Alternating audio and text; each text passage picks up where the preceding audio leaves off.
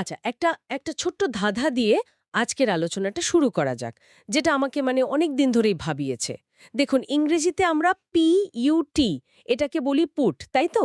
কিন্তু বিইউটি ওটা আবার হয়ে যায় বাট। বানান তো প্রায় একই, শুধু প্রথম অক্ষরটা আলাদা। তাহলে এই ইউ এর উচ্চারণটা কেন এমন মানে ডিগবাজি খায়? এই ধাঁধাটাই তো ইংরেজি ভাষার সবচেয়ে বড় চ্যালেঞ্জার আর সবচেয়ে মজার দিক। আমরা ভাবি বানান দেখি হয়তো উচ্চারণ করতে পারবো, কিন্তু ভাষাটা আমাদের প্রত্যেক পদে পদে চমকে দেয়। আর এই চমকের পেছনে যে বিজ্ঞানটা কাজ করছে, সেটাই আমাদের আজকের আলোচনার বিষয়। একদম। আজ আমরা ইংরেজি ফোনেটিক্স বা ধ্বনি বিজ্ঞানের গভীরে ডুব দেব। আমাদের একজন শ্রোতা এই বিষয়ে কিছু চমৎকার সোর্স পাঠিয়েছেন, যার মধ্যে আছে the architect of articulation, a guide to English phonetics নামের একটা গাইড, আর সাথে একটা তালিকা যেখানে আমরা প্রায়ই ভুল করি এমন কিছু শব্দ তুলে ধরা হয়েছে। আমাদের আজকের লক্ষ্য হলো এই সোর্সগুলো ঘেঁটে বোঝা কেন ইংরেজির বানান আর উচ্চারণের মধ্যে প্রায়ই কোনো মেল থাকে না। আর শুধু সমস্যাটা বোঝা নয়, সমাধানটাও খুঁজে বের করা। মানে কিভাবে এই জ্ঞানটা ব্যবহার করে আমরা নিজেরাই যে কোনো নতুন বা কঠিন শব্দের সঠিক উচ্চারণটা বের করে ফেলতে পারি, সেটাই দেখার চেষ্টা করব। দারুণ। তো চলুন মূল আলোচনায় আসা যাক। প্রথম যে প্রশ্নটা মাথায় আসে সেটা হলো, ইংরেজিতে অক্ষর তো মাত্র ২৬টা, কিন্তু সোর্সে বলা হচ্ছে ধ্বনি বা সাউন্ড আছে ৪৪টা। মানে প্রতিটা অক্ষরের জন্য নির্দিষ্ট কোনো সাউন্ড নেই। এই অতিরিক্ত ১৮টা ধ্বনি এলো কোথা থেকে, আর আমরা সেগুলোকে চিনবই বা কি করে? ঠিক এখানেই ইন্টারন্যাশনাল ফনেটিক অ্যালফাবেট বা সংক্ষেপে আইপি এর ধারণাটা আসে। এটাকে বলা যেতে পারে উচ্চারণের একটা সার্বজনীন ভাষা। পৃথিবীর সব ভাষার প্রত্যেকটা ধ্বনিকে একটা ইউনিক চিহ্ন দিয়ে প্রকাশ করার জন্য এই সিস্টেমটা তৈরি করা হয়েছে। যেহেতু ইংরেজি বর্ণমালায় ৪৪টা ধ্বনিকে আলাদা করে বোঝাতে পারে না, তাই ভাষাবিদরা এই চিহ্নগুলো ব্যবহার করেন। তার মানে এটা অনেকটা গণিতের চিহ্ন বা সঙ্গীতের নোটেশনের মতো, যে চিহ্নটা দেখেই বোঝা যাবে আসল সাউন্ডটা কি, বানানে যাই লেখা থাকুক না কেন। একেবারে তাই। আপনার শুরুর ধাঁধাটাতে যদি ফিরে যাই, পুটের ইউ এর জন্য আইপিএ চিহ্ন হল উ, আর বাটের ইউ এর জন্য চিহ্ন হল আ। চিহ্ন দুটো যেহেতু আলাদা, তাই উচ্চারণও আলাদা। বানান এখানে পুরোপুরি অপ্রাসঙ্গিক। এই ৪৪টি ধ্বনিকে মূলত দুটো বড় ভাগে ভাগ করা হয়েছে: ২০টি স্বরধ্বনি বা ভাউল সাউন্ডস আচ্ছা। আর ২৪টি ব্যঞ্জনধ্বনি বা কনসোনেন্ট সাউন্ডস। এক মিনিট দাঁড়ান। কি বললেন? ২০টা স্বরধ্বনি? হ্যাঁ, ২০টা। মানে আমরা তো স্কুল থেকে শিখে এসেছি এ, ই, আই, ও, ইউ, এই ৫টা ভাওয়েল। তাহলে বাকি ১৫টা এগুলো কোত্থেকে এলো? এই ব্যাপারটা একটু ভাঙা দরকার। অবশ্যই, অবশ্যই। আর এখানেই তো মজাটা। এই ২০টা স্বরধ্বনিকেও, বুঝলেন, আবার দুটো প্রধান ভাগে ভাগ করা হয়। প্রথমটা হল মনফথংস বা বিশুদ্ধ স্বরধ্বনি। সংখ্যায় এরা ১২টি। এগুলো হলো একক স্থির স্বরধ্বনি। মানে উচ্চারণ করার সময় জিভের অবস্থান বদলায় না। যেমন একটা উদাহরণ দিন। খুব সহজ একটা উদাহরণ দিই। দীর্ঘ ই ধ্বনি, যার আইপিএ চিহ্ন হল আই। এটা আমরা সি বা ইট শব্দে পাই। আবার এর প্রায় কাছাকাছি কিন্তু ভিন্ন একটা ধ্বনি হল হ্রস্ব ই, যার চিহ্ন ই। এটা আমরা সিট বা ইন শব্দে ব্যবহার করি। ওহ, আচ্ছা। এই পার্থক্যটা খুবই সূক্ষ্ম কিন্তু গুরুত্বপূর্ণ। I want to see it আর আই ওয়ান্ট টু সিট, এই দুটো বাক্যের মধ্যে সি আর সিটের উচ্চারণ সামান্য এদিক ওদিক হলেই তো পুরো অর্থ বদলে যাবে। তার মানে এই ১২টা বিশুদ্ধ স্বরধ্বনি জানাটা খুব জরুরি। ঠিক তাই। আর একটা খুব সাধারণ উদাহরণ হল ধ্বনিটা, যেটা ক্যাট বা অ্যাপেল শব্দে পাওয়া যায়। বাংলায় এর সরাসরি প্রতিবর্ণ নেই, এটা এর মতো শোনায়। এগুলো সবই মনপথংস। আর দ্বিতীয় ভাগটা হলো ডিফথংস বা যুগ্ম স্বরধ্বনি। এরকম ধ্বনি আছে ৮টি। যখন দুটো স্বরধ্বনি মিলেমিশে একটা স্লাইডিং সাউন্ড তৈরি করে, তখন তাকে ডিফথং বলে। যুগ্ম স্বরধ্বনি মানে দুটো ভাওয়েল সাউন্ড একসাথে ব্লেন্ড হয়ে যাচ্ছে। হ্যাঁ, যেমন ধরুন ডে বা ফেস শব্দে আমরা যে এই ধ্বনিটা করি, তার আইপিএ চিহ্ন হল ই আই। এখানে আসলে দুটো সাউন্ড ই এবং আই একসাথে মিশে গেছে। আরেকটা পরিচিত উদাহরণ হল মাই বা হাই শব্দের আই ধ্বনি। এর চিহ্ন হল এ আই, যেখানে এ এবং আই সাউন্ড দুটো জুড়ে গেছে। এইবার পুরো বিষয়টা পরিষ্কার হলো। তার মানে ইংরেজি ভাওয়ালগুলো আসলে অক্ষরের ওপর নির্ভর করে না, এই ২০টা নির্দিষ্ট সাউন্ডের ওপর নির্ভর করে। আচ্ছা, আমাদের সোর্সে একটা বিশেষ ধ্বনির কথা খুব জোর দিয়ে বলা হয়েছে। পড়ার সময় আমার মনে হচ্ছিল এটাই হয়তো ইংরেজি উচ্চারণের গোপন চাবিকাঠি। সেটাকে ফোনেটিক্সের সুপারস্টার বলা হচ্ছে। আমি নিশ্চিত আপনি শুয়া বা শোয়ার কথা বলছেন, যার চিহ্নটা দেখতে অনেকটা উল্টো ইয়ের মতো। হ্যাঁ, ঠিক তাই।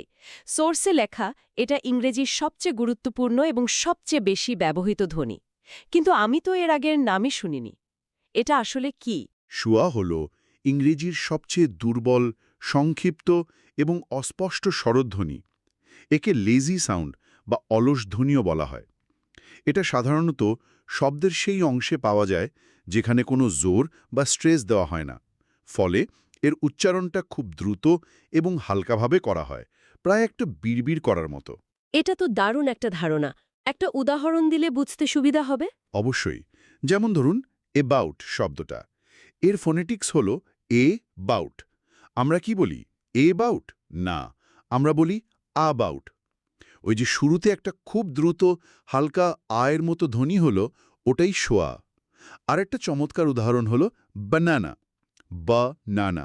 এখানে ৩টে আ আছে, কিন্তু প্রথম আর শেষের আ দুটো হলো শোয়া, আর মাঝের আটার উচ্চারণ স্পষ্ট। বাহ! তার মানে ব্যানানা না, উচ্চারণটা আসলে বানানা। আর আমি ভাবছিলাম যে ডক্টর বা টিচার শব্দের শেষে আমরা আর উচ্চারণ করি না কেন? ওটাও কি শোয়ার কারণে? একদম। ডক্টর শব্দের শেষের অর বা টিচার শব্দের ইয়ার অংশ দুটোই আসলে শোয়া। আমরা বলি ডক্টর বা টিচার, ওই শেষের অংশটা প্রায় শোনাই যায় না। অজান্তেই আমরা প্রতিদিন শত শতবার এই শোয়া সাউন্ড ব্যবহার করছি। এটাতে দক্ষ হওয়া মানেই নেটিভ স্পিকারদের মতো স্বাভাবিক ছন্দে কথা বলার দিকে এক ধাপ এগিয়ে যাওয়া। অসাধারণ। স্বরধ্বনি নিয়ে তো অনেক কিছু জানা গেল। এবার একটু ব্যঞ্জনধ্বনির দিকে যাওয়া যাক। বেশিরভাগই আমাদের পরিচিত, যেমন পি, বি, টি, ডি। কিন্তু সোর্সের তালিকা অনুযায়ী কিছু ধ্বনি আছে যেগুলো বিশেষ করে বাংলাভাষীদের জন্য বেশ কঠিন। হ্যাঁ, এমন কিছু ব্যঞ্জনধ্বনি আছে যেগুলোর সরাসরি কোনো প্রতিবর্ণ বাংলা বর্ণমাগায় নেই। সবচেয়ে কুখ্যাত হল থি দিয়ে তৈরি দুটো আলাদা ধ্বনি। একটা হলো ভয়েসলেস বা অঘোষ থ, যেটা থিঙ্ক বা থ্রি শব্দে পাওয়া যায়। এটা উচ্চারণ করতে জিভের ডগাটা উপরের পাটির দাঁতের ঠিক পেছনে আলতো করে ছুঁয়ে শুধু বাতাস বের করতে হয়, অনেকটা থয়ের মতো। এটা করাটা আসলেই কঠিন। প্রথম প্রথম মনে হয় খুব নিয়েস্তেথিন একটা কাজ করছি। আর অন্য থি সাউন্ডটা? উম্মুটা হলো ভয়েসড বা ঘোষ ড। এটা দে বা দিস শব্দে পাওয়া যায়। এখানেও জিভের অবস্থান একই থাকে, কিন্তু বাতাস বের করার সাথে সাথে গলার স্বরযন্ত্রটা কাঁপে। ফলে উচ্চারণটা অনেকটা দয়ের মতো হয়। দুটোই টিএচ দিয়ে লেখা হলেও ধ্বনি দুটো সম্পূর্ণ আলাদা, আর এটা ঠিকভাবে করতে না পারলে উচ্চারণে বিদেশি টানটা থেকে যায়। এটা একটা বড় সমস্যা। অনেকেই আই থিংক বলতে গিয়ে আই থিংক বা আই সিঙ্ক বলে ফেলে, আর থে হয়ে যায় ডে। এই ছোট ভুলগুলোই যোগাযোগের ক্ষেত্রে বাধা তৈরি করতে পারে। আর কি কি এমন বিশেষ ধ্বনি আছে? আরও কয়েকটা গুরুত্বপূর্ণ ধ্বনি আছে, যেমন শ। এটা আমাদের তালব্য শয়ের মতো, যা শিপ বা শি শব্দে পাওয়া যায়। একে এস এর এস ধ্বনির সাথে, মানে যেমন সিপ এর সাথে গুলিয়ে ফেললে চলবে না। এরপর আছে টা। এটা চয়ের মতো, যেমন চেয়ার বা চার্চ শব্দে। আর আছে যেটা জয়ের মতো শোনায়, যেমন জুস বা ব্রিজ শব্দে। এই চিহ্নগুলো জানা থাকলে ডিকশনারি দেখে উচ্চারণ শেখাটা সত্যিই অনেক সহজ হয়ে যায়। কিন্তু একজন সাধারণ ইংরেজি শিক্ষার্থী, যিনি হয়তো শুধু কাজ চালানোর মতো ইংরেজি বলতে চান, তার মনে প্রশ্ন আসতেই পারে, এসব আইপিএ, স্ব, থিটা, ধা চিহ্ন শিখে আমার কি লাভ? প্রশ্নটা খুবই যৌক্তিক। এর উত্তরটা আমাদের সোর্সগুলোতে খুব সুন্দরভাবে দেওয়া আছে। প্রধানত ৩টি বড় সুবিধা আছে। প্রথম এবং সবচেয়ে বড় কারণ হল আত্মনির্ভরশীলতা। আপনি যদি ডিকশনারিতে কোনো শব্দের পাশে ব্র্যাকেটে লেখা ফোনেটিক চিহ্নগুলো পড়তে পারেন, যেমন অ্যাপল শব্দের পাশে লেখা অ্যাপল, তাহলে আপনার সঠিক উচ্চারণ শেখার জন্য আর কারোর ওপর নির্ভর করতে হবে না। গুগল বা কোনো শিক্ষকের সাহায্য ছাড়াই আপনি নিজে যে কোনো শব্দের নির্ভুল উচ্চারণ করতে পারবেন। এটা তো একটা সুপার পাওয়ারের মতো। শব্দভাণ্ডার বাড়ানোর ক্ষেত্রে এটা অনেক সাহায্য করতে পারে। আর দ্বিতীয় কারণটা কি? দ্বিতীয় কারণ হল শোনার দক্ষতা বৃদ্ধি বা লিসনিং স্কিল। আমরা অনেক সময় নেটিভ স্পিকারদের দ্রুত কথা বুঝতে পারি না, কারণ তারা শব্দগুলোকে জুড়ে দেয় বা ছোট করে ফেলে। যেমন গোয়িং টু হয়ে যায় গনা। ফনেটিক্স জানা থাকলে এই কানেক্টেড স্পিচ বা শব্দ জুড়ে কথা বলার ধরনটা বোঝা অনেক সহজ হয়ে যায়। আপনি বুঝতে পারবেন কেন তারা শব্দগুলোকে এভাবে ছোট করে বলছে। আর তৃতীয়টা নিশ্চয়ই আঞ্চলিক পার্থক্য বোঝার সাথে সম্পর্কিত। একদম। তৃতীয় কারণ হল আঞ্চলিক পার্থক্য বোঝা। যেমন ধরুন, ব্রিটিশ এবং আমেরিকান উচ্চারণের মধ্যে অনেক পার্থক্য আছে। ফনেটিক্স আপনাকে সেই পার্থক্যগুলো চোখে আঙুল দিয়ে দেখিয়ে দেবে। ক্লাসিক উদাহরণ হল শিডিউল শব্দটা। আমেরিকানরা বলে স্কেজুল বা স্কেজুল, যেখানে ব্রিটিশরা বলে শেডিউল বা শেডিউল। দুটোই কিন্তু সঠিক। ফনেটিক্স জানলে আপনি শুধু পার্থক্যটা বুঝবেনই না, নিজের পছন্দ অনুযায়ী যে কোনো একটা বেছে নিতেও পারবেন। চমৎকার! তার মানে ফনেটিক্স শুধু বলা নয়, শোনা এবং বোঝার ক্ষমতাও বাড়িয়ে দেয়। এই তত্ত্বগুলো তো দারুণ, কিন্তু আমার মন এখন নিষ্পিস করছে ওই বিভ্রান্তিকর শব্দের তালিকাটা নিয়ে কথা বলার জন্য। আমি নিশ্চিত আমি নিজেও এর মধ্যে অনেকগুলো শব্দ ভুল বলি। চলুন সেই শব্দগুলো নিয়ে একটু কাটাছেঁড়া করা যাক। অবশ্যই, এটাই তো সবচেয়ে মজার অংশ, তত্ত্বের বাস্তব প্রয়োগ। তালিকার প্রথমেই আছে সাইলেন্ট লেটার্স বা অনুচ্চারিত অক্ষর নিয়ে কিছু শব্দ। প্রথম শব্দটাই হলো আইল্যান্ড। আমি ছোটবেলায় ভাবতাম এসটা কেন এখানে চুপ করে বসে আছে।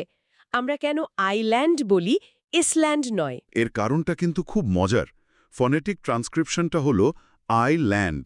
এখানে কোথাও এস ধ্বনির চিহ্ন নেই, কিন্তু ইতিহাসে এর একটা ব্যাখ্যা আছে।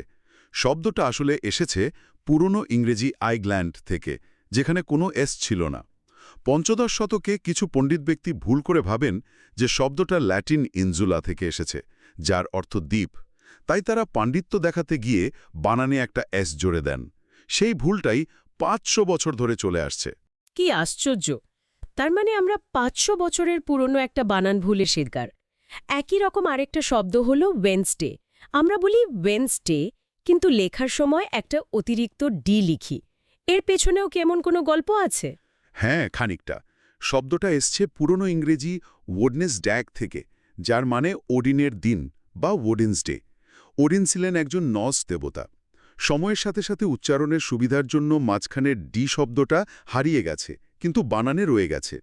একইভাবে লিসেন শব্দে টি সাইলেন্ট থাকে, আর নলেজ শব্দের শুরুতে কে অনুচ্চারিত। আমার মনে হয় ভেহিকল শব্দটা নিয়ে অনেকে সমস্যা হয়। অনেকে এটাকে ৩ ভাগে ভেঙে ভে-এই-কেল বলেন। ঠিক, কিন্তু এর সঠিক উচ্চারণ হল ভি অ্যাকল, মানে ভি আ কোল। মাঝখানের এইচ অক্ষরটা এখানে প্রায় অনুচ্চারিত। ফনেটিক্স জানা থাকলে এই বিভ্রান্তিগুলো সহজেই এড়ানো যায়। কিছু শব্দ আবার আছে যেখানে ভুলটা সাইলেন্ট লেটারে নিয়ে নয়, বরং শব্দের একটা অংশকে আমরা ভুলভাবে উচ্চারণ করি। যেমন কমফোর্টেবল। আমি স্বীকার করছি, আমি অনেক দিন পর্যন্ত এটাকে কমফোর্টেবল বলেছি। এটা খুবই সাধারণ একটা ভুল। এর ফনেটিক্স হল কমফোর্টেবল। খেয়াল করুন, এখানে ফট অংশটা প্রায় উধাও। সঠিক উচ্চারণটা হল কমফোর্টেবল, মাত্র ৩টি সিলেবল। মাঝখানের অর অংশটা আসলে একটা শোয়া সাউন্ডে পরিণত হয়েছে। আরেকটা খুব পরিচিত শব্দ হলো রেসিপি। রান্নার অনুষ্ঠানে বা ব্লগে প্রায় দেখি বা শুনি এর রেসাইপটা খুব সহজ। হ্যাঁ, এটা একটা ক্লাসিক ভুল।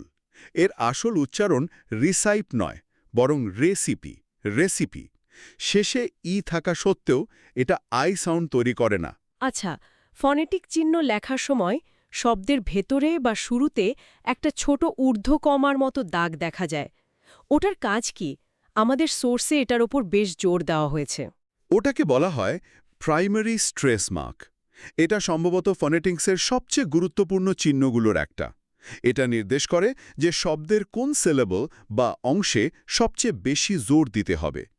এই জোরের পরিবর্তন কিন্তু শব্দের অর্থও বলতে দিতে পারে। যেমন ধরুন PRESENT শব্দটা। আমি যদি স্ট্রেসটা প্রথম অংশে দিই, প্রেজেন্ট, তাহলে এর মানে হবে উপহার। কিন্তু যদি স্ট্রেসটা দ্বিতীয় অংশে দিই, প্রেজেন্ট, তাহলে এর মানে হবে উপস্থাপন করা। একই বানান কিন্তু স্ট্রেস পাল্টে যাওয়ায় অর্থ আর পার্টস অফ স্পিচ দুটোই বদলে গেল। এই বিষয়টা তো অসাধারণ। আমাদের তালিকার এডুকেশন শব্দটা দিয়ে যদি বোঝান। অবশ্যই এর ফনেটিক্স হল এডুকেশন। দেখুন, কে অংশের ঠিক আগে স্ট্রেস মার্কটা দেওয়া আছে। এর মানে হলো আমাদের কে অংশটাতে জোর দিয়ে বলতে হবে এডুকেশন। আমরা যদি ভুল জায়গায় জোর দিই তাহলে উচ্চারণটা সপাট আর নিস্তেশ্বর শোনাবে।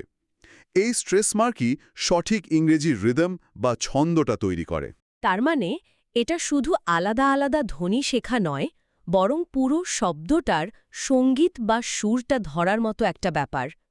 পুরো আলোচনাটা থেকে আমার মনে হচ্ছে ইংরেজি বানানটা আসলে একটা মুখোশের মতো, যার আড়ালে আসল উচ্চারণটা লুকিয়ে থাকে। আর আইপিএ হল সেই মুখোশ খোলার চাবিকাঠি।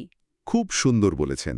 যদি আজকের আলোচনার মূল বিষয়গুলো এক জায়গায় করি তাহলে বলা যায়, প্রথমত আইপিএ বা আন্তর্জাতিক ধ্বনিমূলক বর্ণমালা আমাদের আত্মবিশ্বাসের সাথে যে কোনো শব্দের উচ্চারণ শিখতে সাহায্য করে।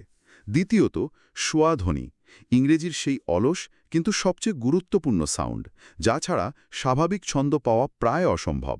আর সবশেষে সাইলেন্ট লেটার ও স্ট্রেস মার্কের জ্ঞান আমাদের উচ্চারণকে আরও নির্ভুল এবং সাবলীল করে তোলে।